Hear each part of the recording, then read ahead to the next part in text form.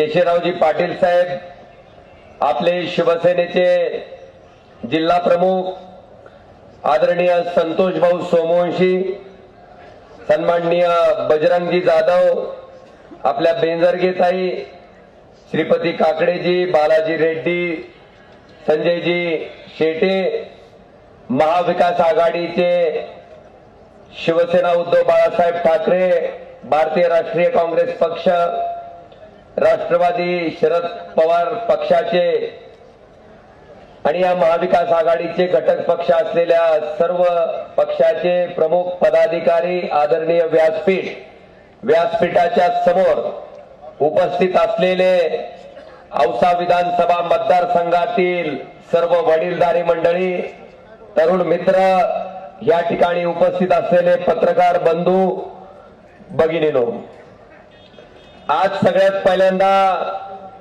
मला आपल्या सगळ्याच मनापासून या ठिकाणी आभार आणि ऋण व्यक्त करायचंय। 6 महिन्यापूर्वी झालेल्या लोकसभेच्या निवडणुकीमध्ये आपण बघितलं असेल, मागचे 19 पासून 24 पर्यंत खऱ्या अर्थानं मी खासदार होतो, पण खासदार असताना सुद्धा मला सारखा सासुरवास होता। उमेदवार जरी ओमराजे होता तरी हमीद भैया स्वतः उमेदवार असल्यासारख्या माझ्या 6च्या 6 विधानसभेमध्ये अगदी स्वतः उमेदवार असल्या पद्धतीनं भैया साहेबांनी त्या ठिकाणी प्रचार केला। बांधवांनो, मला आपले आभार मानायचे की आपण अख्ख्या महाराष्ट्रात क्रमांक 2च्या लीडनं, क्रमांक 2च्या मताधिक्यानं त्या ठिकाणी निवडून यायचा विक्रम आपल्या सगळ्याच्या आशीर्वादानं त्या ठिकाणी केला। खरं तर नंबर 1लाच आला असता, पण तिथं बी थोडा रडीचा डाव खेळले। 2 मशिनी होत्या, पहिल्या मशीनवर 2 नंबरला माझं नाव ओमप्रकाश भूपाल सिंह उर्फ पवनराजे निंबाळकर, आपलं चिन्ह मशाल, 2 नंबरची मशीन, तिथं एक मंगळूरचा निंबाळकर हुडकून आणला, ती 2 नंबरला, आणि त्याचं चिन्ह चिमणी, ती मशाल आणि चिमणी ती सख्या चुलत भावासारखी दिसत होती। एकूण नेमकी चिमणी कोणची मशाल कोणची कळतच नव्हती। बोंबलल्या लोकांनी 20,000 मतं त्या चिमणीला टाकून दिले। ती मतं सुद्धा मशालीची होती।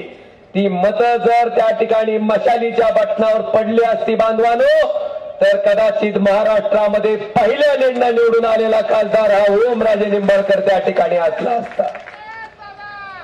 बांधवानो, आता आपण बघताय, ज्यावेळेस 2.5 वर्षापूर्वी ज्या हिंदुहृदय सम्राट शिवसेना प्रमुख बाळासाहेबांनी, आदरणीय उद्धवजी ठाकरे साहेबांनी, अतिशय सामान्य कुटुंबातली माणसं, ज्याच्या घरात कोण ग्रामपंचायतचा सदस्य देखील नव्हता, कोण त्या ठिकाणी रिक्षा चालवतोय, कोण पानटपरी चालवतोय,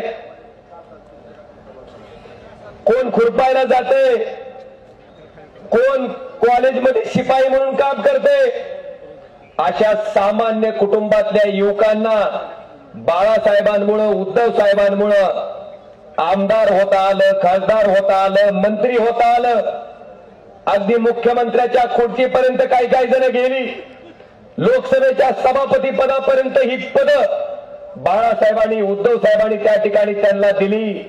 आणि काय दुर्दैव महाराष्ट्राचं की स्वतः उद्धवजी ठाकरे साहेब मुख्यमंत्री म्हणून त्या ठिकाणी महाराष्ट्राच्या मुख्यमंत्री पदावर बसलेल्या असताना ह्या कपाळकरांच्या माणसांनी त्यांना ईडीची भीती दाखव, त्यांना 50 खोकेचा आमिष दे, त्यांना मंत्रिपदाचा आमिष दे, असं करून देशाचे पंतप्रधान सांगतात की 70,000 कोटीचा घोटाळा अजित पवारांनी केला, आता त्यांना मी शिक्षा करणार आहे, हीच माझी गॅरंटी। मुख्यमंत्री म्हणून घेतलं नाही, खातं कोणती, तवरच तर कमराबाईची नजर पवार साहेबाच्या पक्षाकडे गेली। त्या ठिकाणी त्यांचा बी सत्तेवर मागचे 2.5 वर्ष आले, आपण बघितलंय का नाही? आता 2 महिन्यापासून चालू आहे। कुठली योजना चालू आहे? आता 2 महिने झालं। ज्या दिवशी त्या खुर्च्या देणं चालू केले असते कडे गेलं आणि लक्ष नाही एक तर शेतकरी काटा फोन मधूनच हानीत होतं बघा ते म्हणून बचलं.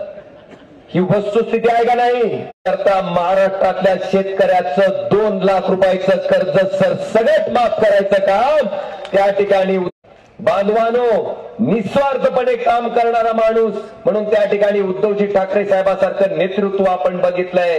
आणि स्वतःच्या स्वार्थासाठी आता लाडक्या बहिणीची जाहिरात मागच्या 2 महिन्यापासून करणारी ही कपाळ करंटी मंडळी, हे भ्रष्टाचारी सरकार तुम्ही त्या ठिकाणी बघताय. आता माझी आपल्याला कळकळीची विनंती आहे की अशा पद्धतीच्या सरकारला मूठ माती द्यायचं काम ज्यांनी गद्दारी केली आणि गद्दारी करायला भाग पाडणाऱ्या कमळाबाईला सुद्धा त्याच ताकदीनं त्याच भाषेत येणाऱ्या 20 तारखेला सहयोगी आमदार आहेत सत्ताधारी पक्षाचे. ती प्रत्येक आमदार आता हिटले आमदार तुम्हाला काय म्हणते तो किती कोटी आणले म्हणून सांगते. आकडा बारका नाहीच आहे. 3000 कोटी. आता मी 6 विधानसभा मतदारसंघात फिरतो ना, माझ्या विरोधात 5 आहेत. मला सगळ्याचे आकडे माहिती आहेत. कोण 3000 कोटी आणलं म्हणतोय, कोण 5000 कोटी आणलं म्हणतोय, कोण 4000 कोटी आणलं म्हणतोय. मी काल माने साहेबांबरोबर आलमल्याला गेलतो आणि आलमल्याहून बुदड्याला जायचं होतं. बुदड्याला मधून रस्ता आहे 4 किलोमीटरचा. पण भैयासाहेब त्यावेळी का आले. आज तेलाच्या डब्याचे भाव वाढले. एकीकडे सरकार म्हणते तेल आम्हाला स्वस्त करायचंय म्हणून आम्ही तेलावरचं आयात शुल्क कपात केलंय. पण बांधवांनो सरकार दांडात खोटं बोलतंय. कसं तुमची सोयाबीन त्या ठिकाणी गाळल्याच्या नंतर फक्त 17% तेल निघतंय, 83% सोयाबीन निघते, डीओसी निघते. फक्त तेलाच्या भावावर सोयाबीनचा भाव अवलंबून नाही. तेल एखाद्या वेळेस सामान्य माणसाला लागतंय म्हणून त्याच्यावरचं आयात शुल्क कपात केलं समजू शकतो. पण बांधवानो डीओसी कोण खाते का हो. खाते का कोण डीओसी. डीओसी आयात करायचा निर्णय केंद्र सरकारनं घेतला, व्यापाऱ्याच्या फायद्यासाठी घेतला आणि त्या ठिकाणी 11,000 रुपये क्विंटलनं विकणार जाणारं सोयाबीन आज शेतकऱ्याला 3200 रुपयानं विकायची वेळ त्या शेतकऱ्यावर आलेली आहे. ह्याचा विचार सुद्धा सामान्य शेतकऱ्यानं उद्याचं मतदान करत असताना ते विचार करूनच मतदान टाकणं अपेक्षित आहे. आपण बघितलं असेल की सत्तेच्या उन्मादात ही इतके बेधुंद होऊन गेले होते, बेफाम होऊन गेले होते.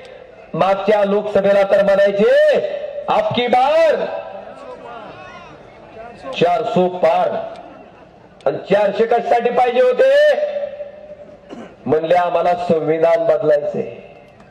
डॉक्टर बाबासाहेब आंबेडकरांनी जे संविधान लिहिलंय ते संविधान आम्हाला बदलायचंय, ह्याच्यासाठी आम्हाला 400 पाहिजे.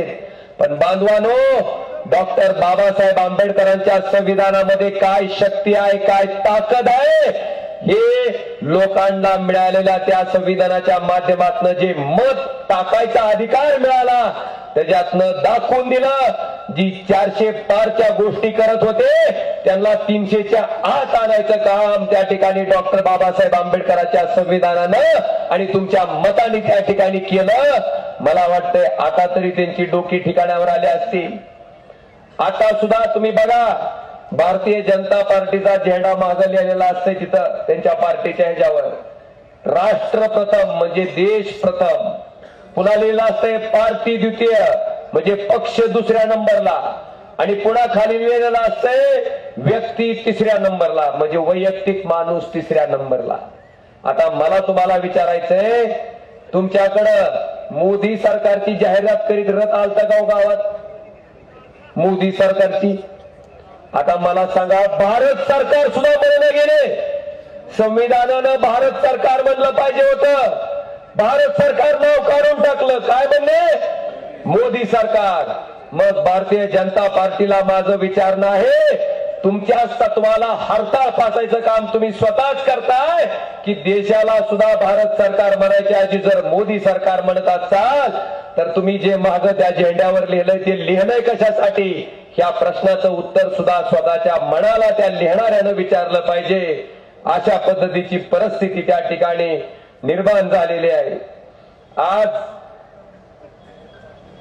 आता आपण बघताय 2 वर्ष झालं जिल्हा परिषद नाही, जिल्हा परिषदच्या सदस्याच्या निवडणुका नाहीत, नगरपालिकेच्या निवडणुका नाहीत, सगळ्या कुठल्याही निवडणुका नसल्यामुळं सगळा निधी सगळं काम हे आमदार म्हणतोय की माझ्यामुळे झालंय, म्हणतोय काय बी आलं की माझ्यामुळे झालंय. मला वाटतंय ती 3000 कोटीचा जी हिशोब केलाय का त्याच्यात सुद्धा कर्मचाऱ्याच्या पगाराचा समावेश आहे का हे सुद्धा बघणं मला वाटतंय गरजेचं आहे. ती सुद्धा असेल त्याच्यात. माझ्यामुळे झालंय म्हणायचं सगळं मला वाटतंय ह्या पद्धतीचं आत्मकेंद्रित राजकारण करणं योग्य नाही. एवढंच नाही, प्रधानमंत्री ग्राम सडक योजनेचे रस्ते ज्याचा अधिकार त्या ठिकाणी खासदाराचा आहे. कोणता रस्ता घ्यायचा, कुठल्या रस्त्याला प्रायोरिटी द्यायची, कुठले रस्ते सुचवायचे ते आम्ही केलेलं असताना सुद्धा आम्ही कधी त्याच्या उद्घाटनाच्या भानगडीत पडलो नाही. पण आता ते सुद्धा काम आमचंच आहे म्हणून सांगतंय. आता आमच्या तुळजापूरचं 196 तुम्हाला सांगतो रेल्वे विभाग कुणाकडे असते हो? केंद्र सरकारकडे का राज्य सरकारकडे? त्या आमच्या तुळजापूरच्या माणसाला सांगावं. रेल्वेचं बी जाऊन तीच कुदळ खांदायला लागले, तीच उद्घाटन करायला लागले. काय पद्धत आहे? स्वतःच्या आत्मकेंद्रामध्ये इतकी पछाडलेली माणसं आहेत, नुसतं श्रेय घ्यायचं त्या ठिकाणी कुत्तर ओढ लागलेली आहे. मला वाटतं अशा लोकांना सुद्धा धडा दाखवायचं काम त्या ठिकाणी आपल्याला करावं लागणार आहे. मला गेल्या वेळच्या विधानसभेची सुद्धा आवर्जून आठवण करून द्यायची. बांधवानो, गेल्या वेळेस शिवसेनेची भारतीय जनता पार्टीची युती होती. माने साहेब 2 वेळेस आमदार असताना सुद्धा तुम्हाला माहिती आहे कुणाचा लाडका पीए होता? कुणाचा? त्या लाडक्या पीए साठी त्या ठिकाणी ही जागा आदळआपट करून भांडून त्या ठिकाणी घेतली. बांधवानो, केवळ माने साहेबांनी. माने साहेब म्हणते आता लोक विचारते तुम्ही तर आणलाव की? ती म्हणते झक मारली चुकलाव म्हणले, आम्ही जाणलाव म्हणले, असं स्वतः म्हणते माने साहेब. तुम्ही ऐकलं असेल. पण बांधवानो, ते अजून एक सांगते की गाढवाचं पिल्लू तवा गोंडच दिसत होतं, बारकं होतं. आम्हाला वाटलं लय भारी आहे काय की आणलं म्हणले. आणि आता जसं जसं गाढवाचं पिल्लू वाढायला लागलंय, जवा जवा लाथा घालायला चौकड फिरून आता आमच्या लक्षात येते की ही कसलं आहे ती. आणि म्हणून ह्याचा सुद्धा विचार त्या ठिकाणी येणाऱ्या निवडणुकीच्या माध्यमातून आपण करणं अपेक्षित आहे. खरंच मला दिनकर माने साहेबांचं सुद्धा कौतुक करायचंय की मधल्या पडझडीच्या काळात अनेक लोकांनी गद्दारी करून पक्ष बदलली, पार्टी बदलली, पण माने साहेबांनी आमच्या शिवसेनेच्या साऱ्या त्या ठिकाणी सहकार्याने, अगदी संतोष भाऊ तुमचं सुद्धा नाव या ठिकाणी घ्यावं लागेल. तुम्ही ना पक्ष बदलला ना पार्टी बदलली.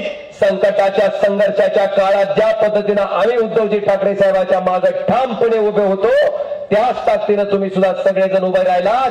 आणि मला वाटतंय त्याच निष्ठेचं फळ म्हणून आज माने साहेब त्या ठिकाणी आपल्याला ही उमेदवारी मिळालेली आहे. निश्चित सारेच्या सारे शिवसैनिक मिळून मोठ्या ताकदीनं त्या ठिकाणी परत एकदा आपल्याला महाराष्ट्राच्या विधानसभेत पाठवल्याशिवाय राहणार नाही हे सुद्धा मी आवर्जून या कार्यक्रमाच्या निमित्तानं आपल्या सगळ्याला सांगतो. आता आपण बघितलं असेल की आंतरवली सराटीचा लाठीचार्ज तुम्ही विसरलेले आहेत का हो? मनोज दादांवर SITची इन्क्वायरी करा, SIT स्थापन करा म्हणून सांगणारा कोण होता? कोण होता? आता त्याचा सुपडा. आणि मी लय जास्त भाषण करीत नाही. मला तुम्हाला विचारायचंय की देवेंद्र फडणवीसना महाराष्ट्राचं मुख्यमंत्री करायचंय का तुम्हाला? एवढंच प्रश्न आहे, बाकी जास्त काही विचारायचं नाही मला.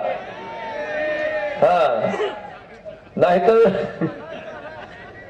तुमचं पुन्हा माहिती आहे का आहे की त्यामुळे ह्याच्यापेक्षा जास्त सांगावं, जास्त बोलावं असं काही नाही. आज या सभेच्या माध्यमातून मला आपल्याला बोलायचंय की महाविकास आघाडीनं त्या ठिकाणी पंचसूत्री आणली आहे. ही लोक लाडक्या बहिणीला 1,500 रुपये देऊन फोन लावून सारखे विचारत होते, बांधवानो महाविकास आघाडीचं सरकार आल्याच्या नंतर महिन्याला 3,000 रुपये इतकं मानधन त्या ठिकाणी लाडक्या बहिणीला दिलं जाणार आहे. दुसरी पंचसूत्री, महाविकास आघाडीचं सरकार स्थापन झाल्याच्या नंतर पहिल्याच कॅबिनेटला महाराष्ट्रातल्या शेतकऱ्याचं 3 लाख रुपयापर्यंत कर्ज त्या ठिकाणी माफ केलं जाणार आहे.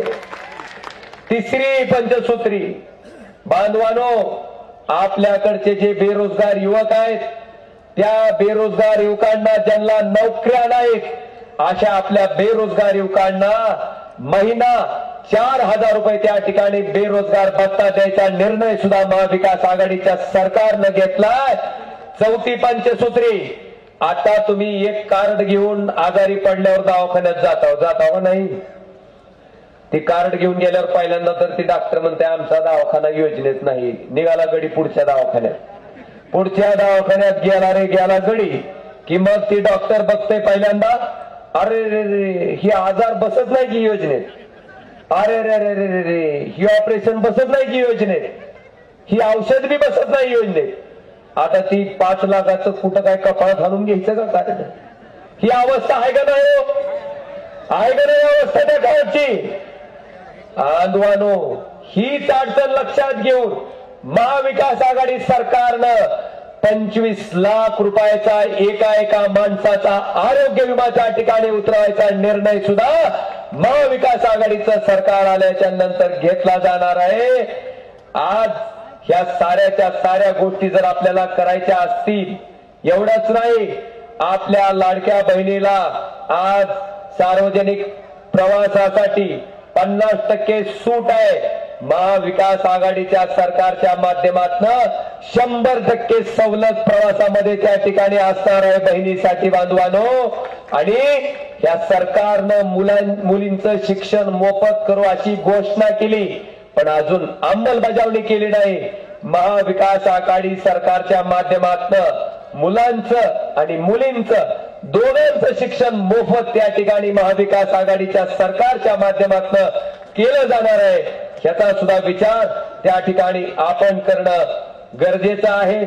आज ह्या आमदार साहेबांनी आता सगळी आकडेवारी माने साहेब माझ्या नंतर सांगतील तुम्हाला की तुमच्या विकासाचं काही येणार नाही, पण मतदारसंघाच्या विकासाच्या नावाखाली आणलेल्या पैशातनं त्या टक्केवारीचं इतकं मोठं मोह त्या ठिकाणी उठलंय, एवढा मोठा लोळ त्या ठिकाणी उठलाय. आणि त्या टक्केवारीच्या पैशातनं आपल्याच आमदारांनी अख्ख्या औसा विधानसभा मतदारसंघात एकच मोहीम हाती घेतलं, वावर शोधान वावर खरेदी करा. एकमेव कार्यक्रम चालू आहे, एक कलमी कार्यक्रम चालू आहे. त्याचा तपशील तुम्हाला त्या ठिकाणी माने साहेब देतील. पण बांधवानो स्वतःच्या स्वार्थासाठी